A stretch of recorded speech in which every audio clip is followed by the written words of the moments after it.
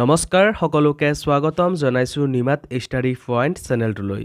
আজি আমি এই ভিডিঅ'টোৰ মাধ্যমেৰে BA second semester political science unit 3 অনুষ্ঠানসমূহ কাৰ্যপালিকা সংসদ ন্যায়পালিকা শীৰ্ষক পাঠৰ সকলোবোৰ মোষ্ট ইম্পৰ্টেণ্ট সমূহ প্ৰশ্ন উত্তৰ আলোচনা কৰিম। আজিৰ এই ভিডিঅ'টোত আমি যিবোৰ প্ৰশ্ন উত্তৰ আলোচনা কৰিম এইবোৰ প্ৰশ্ন উত্তৰ তোমালোকৰ এক্সামত প্ৰায় আহি থাকে, সো ভিডিঅ'টো প্লিজ শেষলৈকে চাবা। যদি তুমি এতিয়ালৈকে এই চেনেলটো সাবস্ক্ৰাইব কৰা নাই তেন্তে প্লিজ চেনেলটো সাবস্ক্ৰাইব কৰি দিবা আৰু এইটো ভিডিঅ' তোমালোকৰ বন্ধু-বান্ধৱী অথবা পলিটিকেল সায়েন্সৰ হোৱাটছআপ গ্ৰুপত শ্বেয়াৰ কৰি দিবা। মৰমৰ ছাত্ৰ-ছাত্ৰীসকল, এইটো ভিডিঅ'ৰ ডেছক্ৰিপশ্যনত BA সেকেণ্ড সেমিষ্টাৰ পলিটিকেল সায়েন্সৰ সকলো ইউনিটৰ ভিডিঅ'ৰ প্লেলিষ্টৰ লিংক দিয়া আছে, তাত ক্লিক কৰি তোমালোকে সকলো ইউনিটৰ ভিডিঅ'বোৰ চাই ল'বা। ব'লা তেন্তে বেছি পলম নকৰি আজিৰ ভিডিঅ'টো আমি আৰম্ভ কৰোঁ। সমূহ প্ৰশ্ন উত্তৰ। 1 নম্বৰ প্ৰশ্ন, ন্যায়িক সমীক্ষাৰ উদ্দেশ্য কি? উত্তৰ, ন্যায়িক সমীক্ষাৰ মুখ্য উদ্দেশ্য হ'ল সংসদে প্ৰণয়ন কৰা আইন আৰু কাৰ্যপালিকাই সম্পাদন কৰা কাৰ্যসমূহৰ সংবিধানসন্মত বৈধতা পৰীক্ষা কৰা আৰু সংবিধানৰ মৰ্যাদা অক্ষুণ্ণ ৰখা। 2 নম্বৰ প্ৰশ্ন, ভাৰতীয় সংসদ কেনেদৰে গঠিত হয়? উত্তৰ, ভাৰতীয় সংসদ ৰাষ্ট্ৰপতি, ৰাজ্যসভা আৰু লোকসভালৈ গঠন কৰা হয়। 3 নম্বৰ প্ৰশ্ন, প্ৰধানমন্ত্ৰীৰ দুটা কাৰ্যাৱলী আলোচনা কৰা। উত্তৰ, প্ৰধানমন্ত্ৰীৰ দুটা কাৰ্যাৱলী আলোচনা কৰা হ'ল। নম্বৰ 1, মন্ত্ৰী পৰিষদ গঠন কৰাটো প্ৰধানমন্ত্ৰীৰ সৰ্বপ্ৰথম কাৰ্য। নম্বৰ 2, মন্ত্ৰীসকলৰ মাজত দপ্তৰসমূহ বিতৰণ কৰাটো তেওঁৰ আন এটা কাৰ্য। 4 নম্বৰ প্ৰশ্ন, ভাৰতৰ ৰাষ্ট্ৰপতিৰ দুটা স্বেচ্ছাধীন ক্ষমতা লিখা। উত্তৰ, নম্বৰ 1, লোকসভা নিৰ্বাচনৰ পাছত যদি কোনো দলে স্পষ্ট সংখ্যাগৰিষ্ঠতা লাভ কৰিব নোৱাৰে তেন্তে প্ৰধানমন্ত্ৰী নিযুক্তিৰ ক্ষেত্ৰত ৰাষ্ট্ৰপতিয়ে নিজ বিবেচনাৰ ক্ষমতা প্ৰয়োগ কৰিব পাৰে। নম্বৰ 2, ৰাষ্ট্ৰপতিয়ে প্ৰশাসন সংক্ৰান্ত যিকোনো বিষয়ত প্ৰধানমন্ত্ৰী আৰু মন্ত্ৰীসকলৰ পৰা তথ্য আৰু বিৱৰণী বিচাৰিব পাৰে। মৰমৰ ছাত্ৰ-ছাত্ৰীসকল, ভিডিঅ'টো আগবঢ়োৱাৰ আগতে এটা সুখবৰ। তোমালোকৰ বাবে আমি অতি কম মূল্যত মাত্ৰ 59 টকাত BA second semester political science complete question answer guide প্ৰস্তুত কৰিছোঁ, য'ত প্ৰতিটো ইউনিটৰ A to Z প্ৰশ্ন উত্তৰ বিশদভাৱে আলোচনা কৰা হৈছে। যিবোৰ প্ৰশ্ন উত্তৰ পঢ়িলে তোমালোকৰ পৰীক্ষাত 100% কমন পৰাটো নিশ্চিত। যোৱা বছৰ হাজাৰ হাজাৰ ছাত্ৰ-ছাত্ৰীয়ে এই ই-বুকটো কিনিছিল আৰু তেওঁলোকে পৰীক্ষাত ভাল ফলাফল দেখুৱাবলৈ সক্ষম হৈছিল।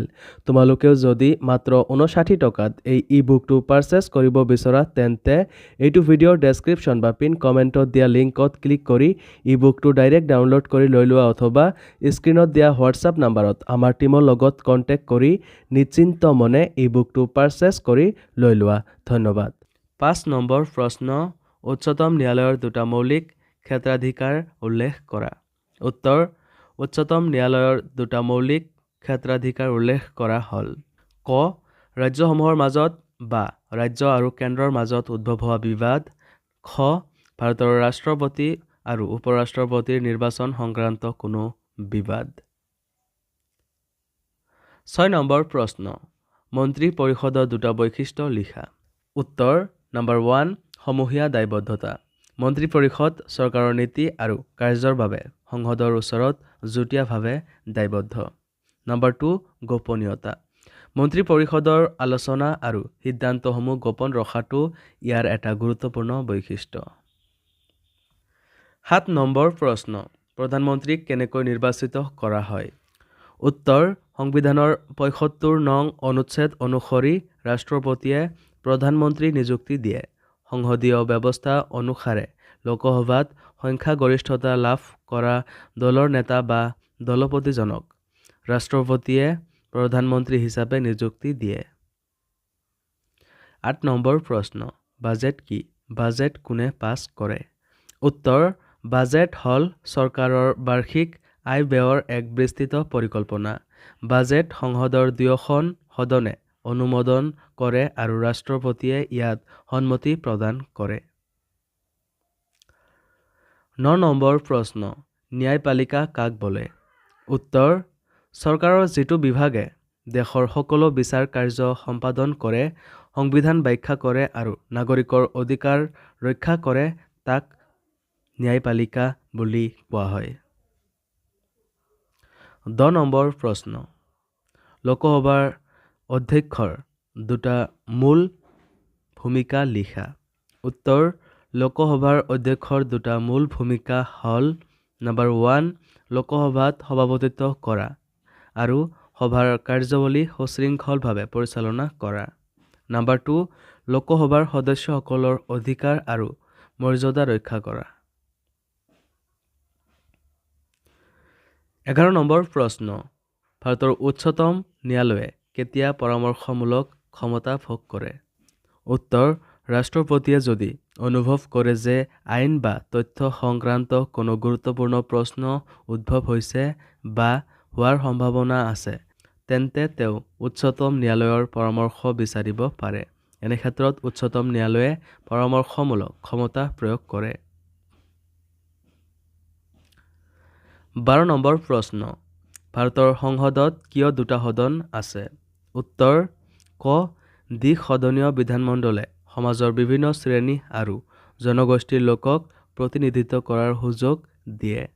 খ এখন সদন থাকিলে ভুল বা দুৰ্ব্যৱহাৰৰ সম্ভাৱনা থাকে। দ্বিসদন ব্যৱস্থাই এনে সম্ভাৱনা হ্ৰাস কৰে। 13 নম্বৰ প্ৰশ্ন। উচ্চতম ন্যায়ালয়ৰ ন্যায়াধীশৰ দুটা যোগ্যতা উল্লেখ কৰা। উত্তৰ, ক ব্যক্তিজন ভাৰতীয় নাগৰিক হ'ব লাগিব। খ তেওঁ কোনো একাধিক উচ্চ ন্যায়ালয়ত অন্ততঃ 5 বছৰ ন্যায়াধীশ হিচাপে কাম কৰা অথবা কোনো উচ্চ ন্যায়ালয়ত 10 বছৰ অধিবক্তা হিচাপে অভিজ্ঞতা থকা অথবা ৰাষ্ট্ৰপতিৰ দৃষ্টিত এজন বিশিষ্ট আইনজ্ঞ হ'ব লাগিব। 14 নম্বৰ প্ৰশ্ন। সংসদীয় চৰকাৰত কেই প্ৰকাৰৰ কাৰ্যপালিকা থাকে আৰু কি কি?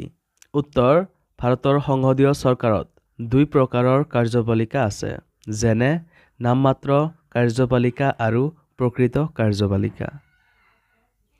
15 নম্বৰ প্ৰশ্ন। ৰাজ্যসভাৰ দুটা বিশেষ ক্ষমতা উল্লেখ কৰা।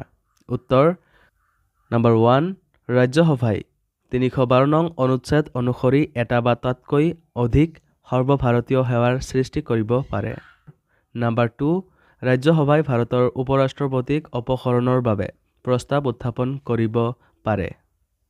মৰমৰ ছাত্ৰ-ছাত্ৰীসকল, আজিলৈ এইখিনিয়ে। তোমালোকক যদি আৰু অধিক প্ৰশ্ন উত্তৰ লাগে অথবা এতিয়ালৈকে মাত্ৰ 59 টকাত BA second semester political science complete question answer গাইডটো পাৰচেছ কৰা নাই, তেন্তে এইটো ভিডিঅ'ৰ ডেছক্ৰিপশ্যন বা পিন কমেণ্টত দিয়া লিংকত ক্লিক কৰি এই বুকটো ডাইৰেক্ট ডাউনলোড কৰি লৈ লোৱা অথবা স্ক্ৰীণত দিয়া হোৱাটছআপ নাম্বাৰত আমাৰ টীমৰ লগত কণ্টেক্ট কৰি নিশ্চিন্ত মনে এই বুকটো পাৰচেছ কৰি লৈ লোৱা। ধন্যবাদ।